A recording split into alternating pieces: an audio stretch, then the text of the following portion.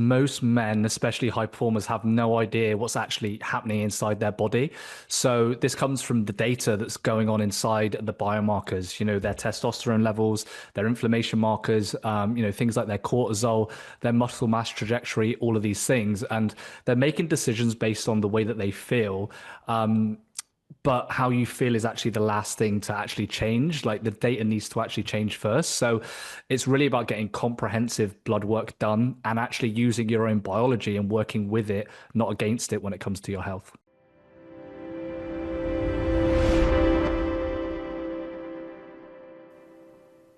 Welcome back to Unstoppable After 50. This week I'm speaking with Oliver Anwar, a fitness and health coach who's focused on helping busy executives reclaim their health, fitness, and lives. This is a very interesting conversation. Oliver shares a ton of practical wisdom, even if you're not an executive. So stay tuned for a super insightful episode with Oliver Anwar. Oliver, welcome to the show. Mike, thanks for having me. I was looking forward to speaking with you. You've got a very interesting background. You have a very interesting niche that you focus on in your business. And I want to start off there, Oliver. Why have you decided to work with helping executives really get healthier and fitter?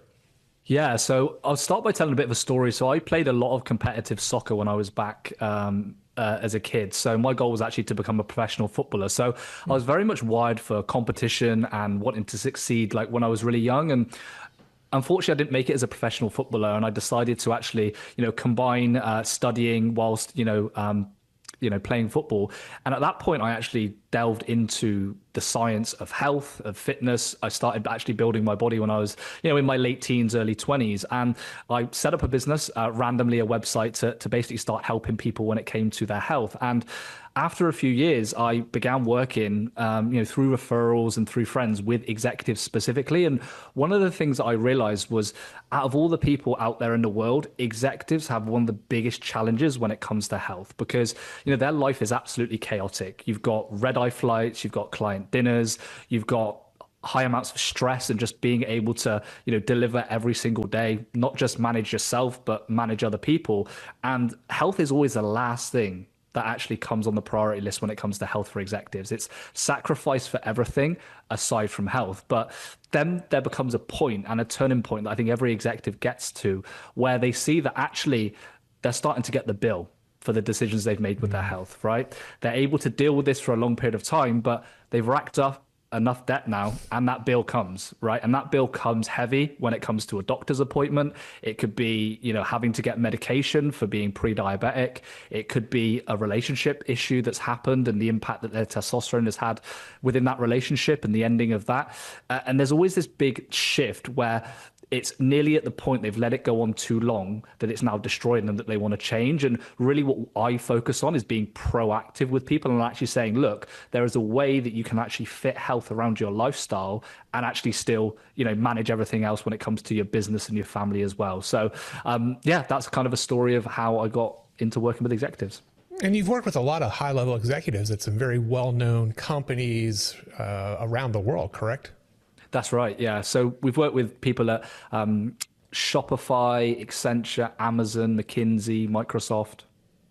Yeah. Yeah. I mean, it's a very interesting, I'm inherently a marketing guy. So I always appreciate when I talk to business owners that have really dialed in and focused on who they serve and how they serve them. So it's, obviously a very smart move for you. So Oliver, as we jump into this, obviously there's two paths an executive could take, right? They could be very proactive in their 20s like you were, and hopefully that pathway leads them on a very healthy lifestyle.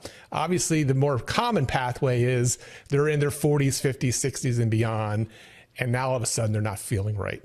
So I'm going to ask you a loaded question here just to kind of lay the groundwork. But if a guy has not done all that he should have been doing for decades, can he turn that around? Quick pause. If you're not getting my Unstoppable After 50 playbook, you're missing out. Every week, I send a one-page playbook with my key interview takeaways and simple actions to help you stay strong and in control. Get it free each week at unstoppableafter50.com. Now back to the show. Absolutely. Yeah. And I don't just say that as a nice answer because I'm quite a straight talking to the point kind of person, but You can do it. Now, I do just want to caveat this by a few things. So, your biology at 50 is going to be a lot different than when it was at your 20s and 30s. So there are kind of three areas that you want to look at. So number one is like muscle loss. So, men lose 3 to 8% of muscle per decade after 30. So by 50, that's compounding. So, less muscle obviously means, your metabolism's slower, you've got less strength, there's more ability for fat to be accumulated as well. So, you can't be eating and training the same way you did in your like 20s and 30s, right? Maybe when you were playing like college football, or you're a college athlete back in the day, like that has to change. So muscle is one of the big things that actually needs to get built as you get into your 50s, 60s and onwards.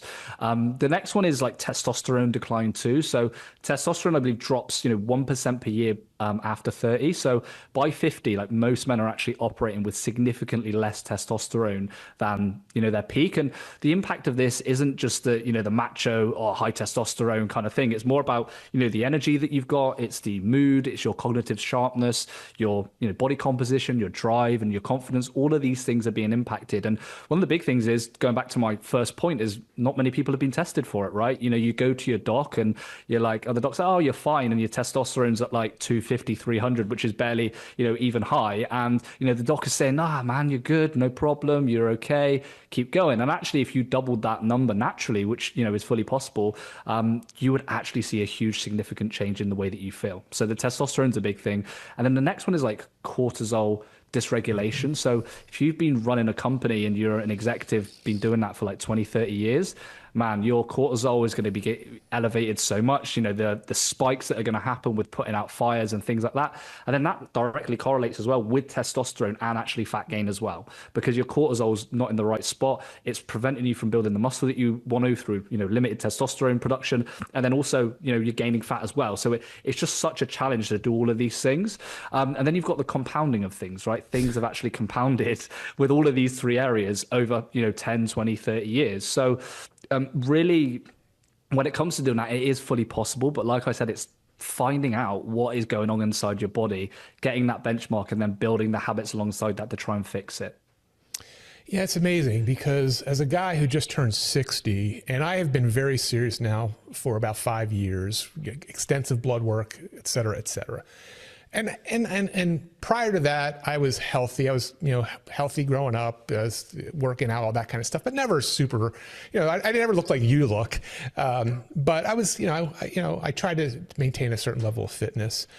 And I would hear these things, Oliver, and I would hear muscle loss and testosterone. And until it really happens, until you start seeing it, and then until you really start measuring, it's real. I mean, this is real. This is not a marketing guy saying, oh, you are going to lose muscle if you don't maintain, some level of strength training, et cetera. So I appreciate that. And I want to dive deeper now, because I know a lot of what you do starts with blood work. You already mentioned kind of measuring that. So most guys, they go into a physical once a year. The doctor, your decades old cholesterol test is about all they do. Yep. What should busy guys, be looking to get tested? Yeah.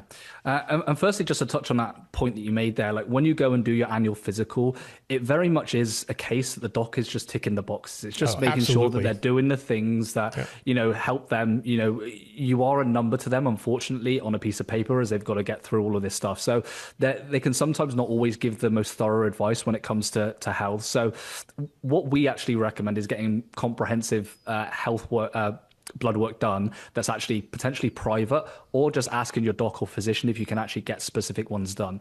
And there are actually 4 key areas that we actually recommend when it comes to like the key health markers, especially for like men after 50 that are maybe, senior executives. So the first one is like cardiovascular and metabolic health. So this comes down to things like your blood pressure, your triglyceride to HDL ratio, which is really important. Again, this is for assessing insulin resistance. You've got your blood sugar levels as well. So this is for things like fasting blood glucose glucose, HbA1c. So this is for preventing diabetes, ensuring you've got consistent energy levels as well. The second area is the hormonal and nutritional balance. So what we're looking at here is, testosterone levels, which we've mentioned as well, but not just your total testosterone, actually your free testosterone. Your free testosterone is important because that's actually going to allow you to actually produce testosterone and utilize the total testosterone that you had. So actually looking at your free testosterone is important. Your thyroid function too, and then obviously your vitamins too. So vitamin D, B vitamins, even omega-3 fatty acids too as well, can be really important. The third area I would say is around strength and physical fitness. I call this the trifecta. So your VO2 max, your muscle strength and flexibility, and your body composition. So just ensuring you can optimize those three areas, especially when it comes to like a training program. If you're focusing on those three things, that's really, really good. And then number four, a huge one is sleep quality and stress management. So cortisol levels, right, making sure that they're managed and that stress hormone. And then finally, like sleep quality and duration. And the reason why I say sleep quality and duration, it's not just about the hours that you're in bed. It's about how much deep and REM sleep is your body getting that's actually going to allow you to recover and be able to perform cognitively at your best as well. Yeah. And I got to tell you personally, Oliver, that last one is my biggest challenge. And as I've gotten old, I used to sleep great. I never had sleep issues. And now I get that 3 a.m. thing once in a while, or I wake up at 5 a.m. and I'm just awake. I know a lot of executives, that's the kind of the normal time they wake up. But I would say sleep is, and I'm studying it, I'm trying, I do all the right things, but that's been the biggest thing. I've been able to dial in personally all the other parts. But sleep is one of those elusive things that, and it's so key. I mean, I track it now, right? I track it all night, and that drives you crazy too. I also want to go back to the blood work because I've said it many times on this podcast, and I don't know if everyone realizes this. Getting extensive blood work, regardless if your doctor orders it or not, the days of requiring a doctor's order, like your doctor who probably doesn't even know what half the tests you just mentioned, you can do this on your own, correct? I know I do. I just pay for it. It's not even that expensive, a couple $100 a year. What is your suggestion there? Yeah, so there are actually some great companies out there where you can get like a yearly membership. So one of the people that we use as our partners is Function Health. They're really good. So you pay like $360 a year, which is like less than $1 a day, right? And you're getting 150 markers tested up front, as well as getting another retest in 3 to 6 months, which is awesome. There's also Maximus Health as well. So one of my friends, Cameron Sepper, runs that, and they've just launched something similar in regards to that. But there are actually a lot of cost-effective options now to get blood work done. And if you're looking at like $300 a year, I mean, come on, man, like that is an absolute steal when it comes to things. So that can be good, but you can also go through what I've just shared there as well, and obviously give that to your doc. And again, I want to say that this is not medical advice. Do your own research and do what you want to have to do. But again, if you do want to look at what I've just shared and share that with a doc and get a second opinion on if you can get those tests, then that can also be a good option.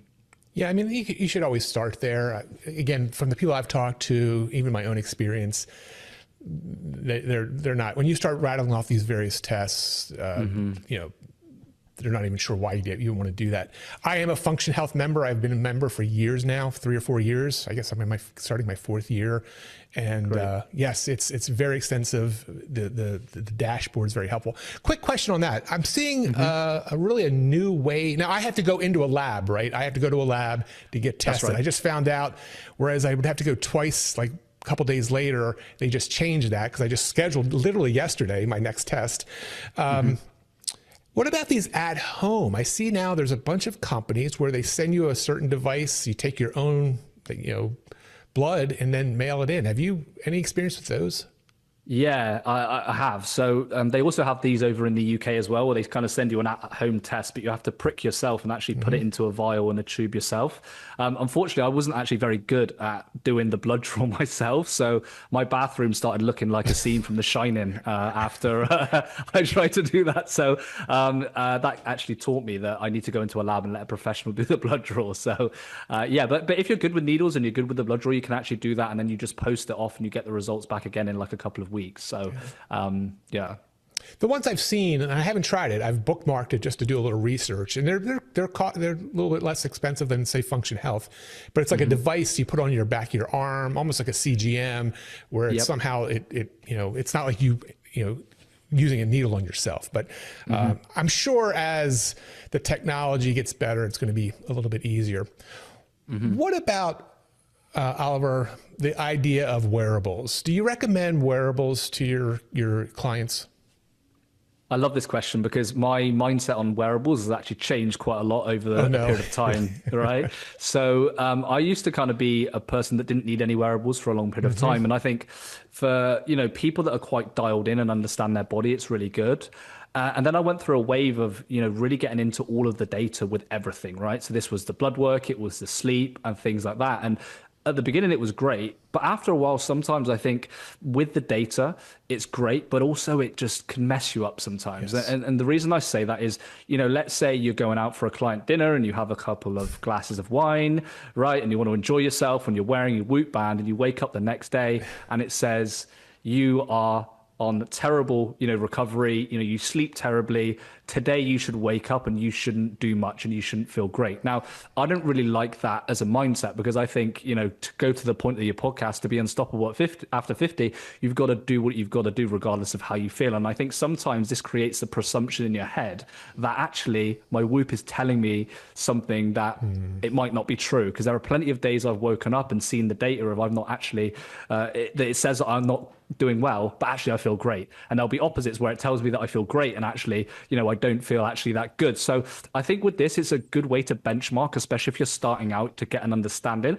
But after a while, the same with tracking food, the same with maybe tracking, for a lot of things, once you know what you're doing and where you're going, you don't need to do this for a long period of time. And it can actually be a bit of a deterrent because you're kind of like, oh, I need to be in bed by 1 minute past midnight or 1 minute past 11. Otherwise, I'm not going to get the perfect sleep score, right? It's one of those things. But initially, they can give you some useful numbers for sure. Yeah, very interesting insight. I started off sort of being a naysayer myself, and now I can't imagine, not tracking. And I believe it or not, I have an engineering degree from college, university. So I think like this. So I appreciate the data. And you are 1,000% right when it comes to it can get distracting. It can get in the way, where all of a sudden you're more worried about the metrics than actually, maybe how you feel or what you're doing. But personally, I like it. I like just seeing the data. I like, I weigh myself every day. I get my steps every day, et cetera. I've recently started using a CGM. I'm not sure what your thoughts are on those, but I was just interested to see how my blood sugar and what foods were spiking. I found it fascinating. And I don't have it on now. I just did like a 6-week test. And any comments on continuous glucose monitors? Yeah, they can be great. And I look at these from like two sides, right? It's for the one side is insight and the second side is accountability, right? So when you're actually tracking things and you're getting data, number one, you're getting the insight of what's going on when you eat something. It gives you that knowledge and that understanding. But secondly, it's accountability, because once you've got that insight, you don't want that device to tell you off, or you don't want MyFitnessPal to tell you you've blown through your calories, right? Because there's a level of accountability. So I think for a lot of people, these can be good things, especially if you're kind of quite analytical, you're quite type A, you're kind of like, oh, I just want to work towards the numbers and focus on everything. And if I do all of these things and see this and I'm on track, I think that can be really good for measurable improvement. But I think that there's also a side of things where these things can be over optimizing and it's taking away from your life as opposed to adding to your life, if that makes sense. It's all about balance, right? I mean, and I think as an executive, I think, executives should understand everything, whether it's business, employees, it has to be there's a balance, right? And these are tools that we're talking about. And these are tools that maybe someone's not heard of. I'm actually going to be interviewing a woman who wrote a brand new book. It's a great book on non-diabetics using CGMs as a tool. And it's not a lifelong tool. It's just a tool to sort of ascertain what affects you, et cetera. But I think it is a balance of all of this and really trying to, as you say, optimize that. One of the things that I'm sure a lot of executives are out of balance on is time. And the proverbial, I don't have time to work out. I don't have time for this. How do you help them when they say that to you? It's a great question because it's the biggest, always the biggest objection or concern that people have when we get people to come into our program. And I think, one of the things, especially as a senior executive, is you're not going to get any more time. Okay, so your life is going to be chaotic regardless, right? So if you want to use this excuse now, you can keep that, but you can also use that excuse for the rest of your life, because the rest of your life is going to be travel, it's going to be dealing with the kids, it's going to be family, there's going to be a ton of stress. And I don't want to take away from the fact that it is actually a valid concern completely. Like an executive schedule is going to be completely different from everybody else. But what really is the key is about building a system that can survive the chaos. And I think a lot of executives go into this with a balls to the wall mentality, and they do, like a 75 hard, or they do a really extreme 2 hour long workout, or they cut carbohydrates for like 3-4 weeks. And what happens is they get short-term results, but then what happens is they fail, right? They fail because it's just not sustainable. They've got red-eye flights, client dinners, like high amounts of stress, dealing with a lot of things. This kind of approach doesn't fit around an executive lifestyle. It's more of a case of saying, I have this limited amount of time, whether it's 60 to 90 minutes a week, I'm going to fit in 4 20-minute workouts or 3 30-minute workouts in these slots. And these can be done whether I'm in a hotel gym, whether I'm staying in an Airbnb, whether I do have access to a gym, and you can actually interchange things out.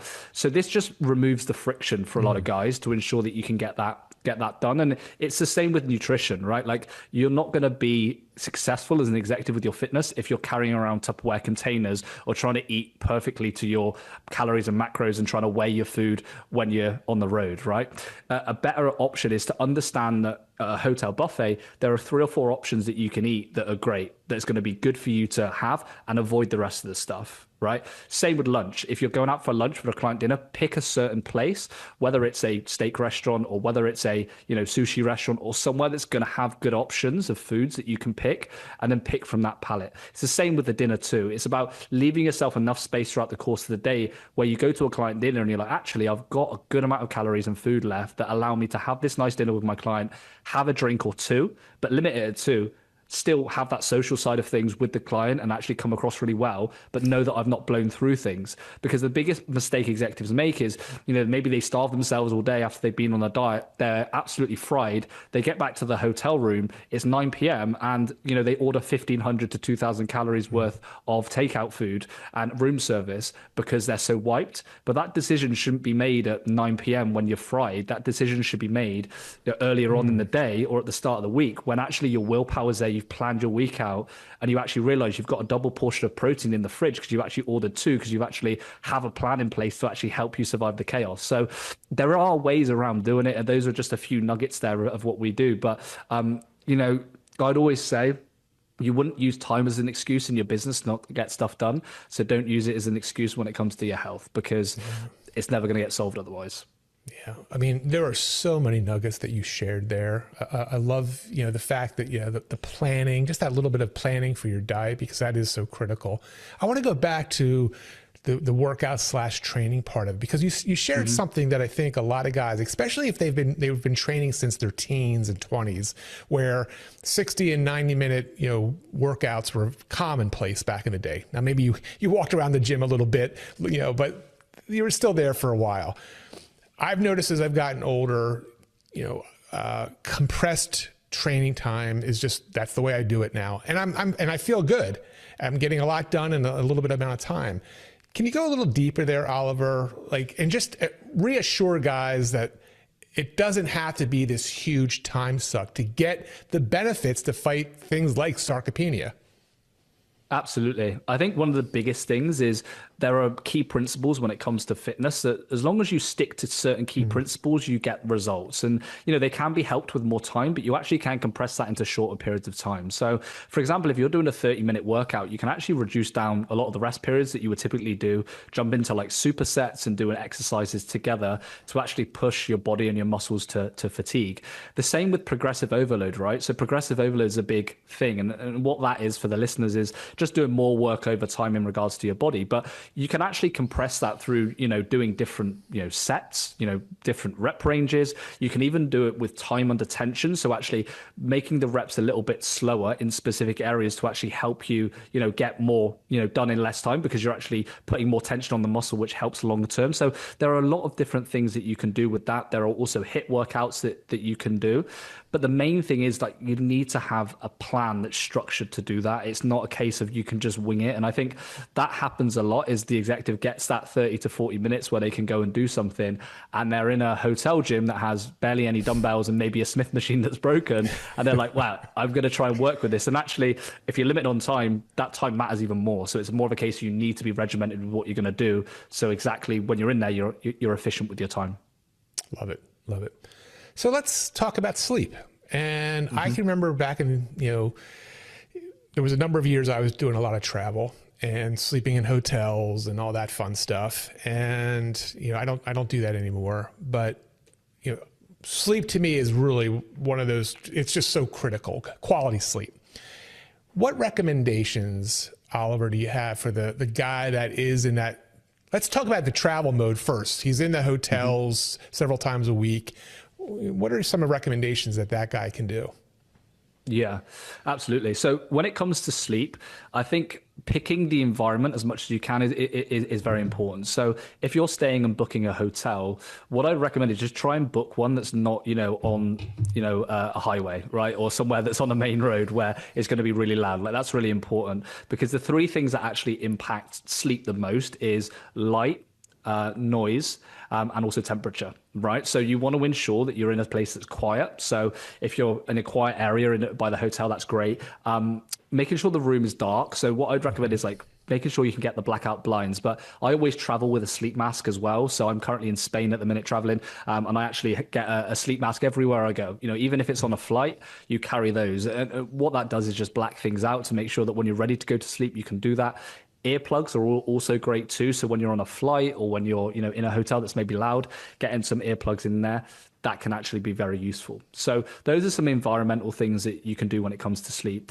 I want to move more on to the routine now, which is important. So with sleep, I think one of the biggest things is our body likes consistency. So as much as you can, you want to try and have like a hard cutoff point when you finish working or you finish your socializing or finish whatever you're doing at night, because our bodies are naturally, biologically supposed to go to bed as it gets dark and wake up as it gets light. And the more that we can actually get into that sync, it helps our circadian rhythm with our body. So actually one of the best things that you can do is actually first thing in the morning when you wake up is go out for a walk and get some sunlight on your skin. Now, actually doing that, it releases melatonin in your body, and melatonin is actually needed to help you fall asleep. And when you get that sunlight, it helps release that melatonin at night before you go to bed. So again, that helps put you into that more sleepy mode, like ready to rest and ready to relax. A really good insight for a lot of people is that when you're getting up at different times and waking up at different times, your body thinks you're in a different time zone. So this is a really interesting insight. It's, if you wake up 4 hours later, on a Saturday, as opposed to you doing the week, your body thinks that it's in New York as opposed to being in London, right? You've been in London for all the week and your body thinks it's, there. So that really just disrupts the regulation of your body, because your body just doesn't really understand where you are, what time zone it is, when you're going to be hungry. It impacts your hunger hormones. So just trying to have consistency with that is really important. Another thing is around supplementation. So there's a lot of stuff out there regarding supplements. One of the best things that, I recommend as a sleep supplement is magnesium glycinate. Now, magnesium glycinate is really good. Number one, our body is actually very much deficient in magnesium. I believe it's 70% of the US is deficient in magnesium just due to stress, drinking coffee. It also comes from the foods in which, the soils in which our foods are fertilized and things like that are all magnesium deficient. So, our body needs magnesium anyway. The glycinate version is actually great because the glycine in there and the glycinate actually helps us get a deeper sleep. So actually hit those latter stages of sleep, which are the deep and REM sleep, and actually allow our body to relax and get into that relaxed state before we go to bed. Another thing about magnesium glycinate, if you are at a client dinner and you're having a couple of drinks and things like that, magnesium glycinate actually can sometimes help the disruption of waking up in the middle of the night after alcohol, which can be a good way to offset that if you've got a client dinner. So, that can be really useful in regards to sleep. But, overall, I would just say that it's having a solid routine in which you have that allows you to wake up go to sleep at the right time and wake up at the same time. Like, that really does help when it comes to sleep. Yeah, for sure. And magnesium glycinate, I know you're not a physician, but is there a recommended dosage that you recommend to your clients? Yeah, exactly. So I think for most people, they can start out at around 400 milligrams is a good starting point for that. If you've got like really low tolerance to it, start at 200, see how you feel, and then go up to 400. Some people then move up to like 600, 800, depending on what they need. But I wouldn't start there. I'd start more around the 200 to 400 mark. Very good. Very good. So Oliver, I want to hear more about how you serve your clients. Tell me a little bit about your program. Maybe there's someone watching or listening to us right now that's interested. I mean, I'm assuming you work with people all around the world. Is that correct? Yeah, that's right. So majority of our clients are based out in the US, so probably 95% are stateside. I don't know whether it's my British accent that makes them like me, but yeah, a majority of our clients over in the US. So the way the program works is firstly we do a performance audit when we begin, and during that performance audit, we kind of do a deep dive into everything. So we're going to get you tested for over 150 plus blood markers during that time. We're also going to get an idea of your body composition as well. So we do that through something called a DEXA scan. So it's the most accurate way to measure body fat and muscle mass. I believe it's like 99% accurate. So really good. And it's going to help not just understand where your body fat is in regards to, percentage, but also the subcutaneous versus visceral fat.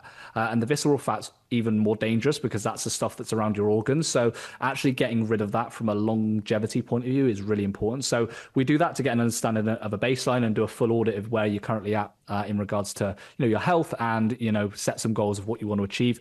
We then actually build you out a custom approach, which we deliver onto our own custom built platform and app. So through this, you're able to sync like your Whoop data, you're able to sync like your blood work, you're able to sync everything all into one place, which is great. If you've got a smart scale, you can do that. And you've just got this one big dashboard where we can actually see how everything's tracking, all of the numbers, all of the data. So for someone like you, Mike, I think you'll love that, data insight into all of that stuff. And then we have the ongoing support that helps you execute. So with that, we have a community of our other senior leaders and executives on our program, but you also get one-on-one support with this. So there's myself. We've also got 2 or 3 coaches on our team as well that really help keep you accountable, answer any questions you've got, and really just address any challenges that you're facing as you go through the process. So that's a rundown essentially of how we get you started on our program. Awesome. And where can my audience learn more about that program and you? Yeah, so you can find me online, mainly on LinkedIn. So you can find Oliver Anwar on there. Just search my name and I'll come up. I'm also on X, Oliver Anwar, and YouTube too. And then if you want to visit my website, it's pretty easy. It's fitnessforentrepreneurs.com. So you can find out everything about what I do there. Very good. Well, we'll make sure we link all that in the show notes. So, Thank you. It's again, Oliver, I think you're doing a great service for a lot of, and is it men and women you work with when you say executives, right? A little bit different than this podcast. Yeah, exactly. Yeah. So it's predominantly men just because of, I think, the message that we have. But we do get quite a few female executives come through as well that are wired in the same way. So yeah, we help men and women. Very good. Very good. Well, Oliver, I appreciate your wisdom, your insight. And before we wrap up, I have my Unstoppable After 50 trifecta. It's 3 quick questions, 3 quick answers. I'd love to hear what you think is one cold, hard truth a guy over 50 needs to hear. Yeah. So the decline you're experiencing isn't age, it's neglect. And there's a difference. Right? Age is inevitable, like neglect is a choice. So the men that are performing at their peak at like 50, 55, 60, they're not beating age. They just found out what was actually happening inside their body and fixed it, right? And they stopped accepting mediocrity as normal. And, they decided that, they wanted to be excellent. Awesome. What's something guys are doing right now that's silently wrecking their future? I think the biggest one is treating their body like it can absorb the cost of everything else, right? The stress, the bad sleep, the alcohol at the end of a hard week. Everyone, of those is, like I said at the start, a withdrawal from an account they're not depositing into, right? So at 30, your body compensates. At 50, your body actually gives you the bill for that and says, this is the cost. So the men who don't see it coming keep telling themselves they get to it when things slow down. Things never slow down. The bill just gets bigger. So I would start now. And I'm guessing you probably see this repeatedly. Yeah. And finally, Oliver, what is one thing a guy can do who's either watching or listening to this at this very moment? What's something that he can do in the next 7 days to be unstoppable? The one thing they should do is to stop guessing and actually get the data. So, like I said, most men, like to go full circle, have no idea what's happening inside their body right now in regards to all of those markers. So what I would say is get that data over the next 7 days, get comprehensive blood panel done, not the basic markers, because you can't optimize what you can't measure, right? Senior executives listening to this, you would never run your company not knowing what your KPIs are. You never not know what your revenue is, your top line and all this stuff. But for some reason, you have no idea what's going on inside your body, and there's a mismatch there. So you should really start trying to run your body like a business, because once you've got the data, you can then make those changes with your biology to stop guessing and actually start knowing. Very good. Oliver, thank you very much. A lot of wisdom here, and I would encourage my audience, if they resonated with what you're saying, check out his website, check out his program. Thank you very much. Appreciate you having me on, Mike. Thank you. Hey, I hope you enjoyed that interview with Oliver. He shared a ton of wisdom, a ton of practical insights. And if you resonated with him and you think his program is something you should be a part of, make sure you check it out. And if you like what I'm doing here with Unstoppable After 50, please make sure you like and subscribe to the show. Go check out the YouTube channel. Appreciate you subscribing there. And also make sure you check out unstoppableafter50.com and sign up for my weekly playbook. Every week I send a recap to my group of men who've asked for it, a PDF that's designed to be printed and saved, and it's a recap of that previous week's episode. So check out unstoppableafter50.com.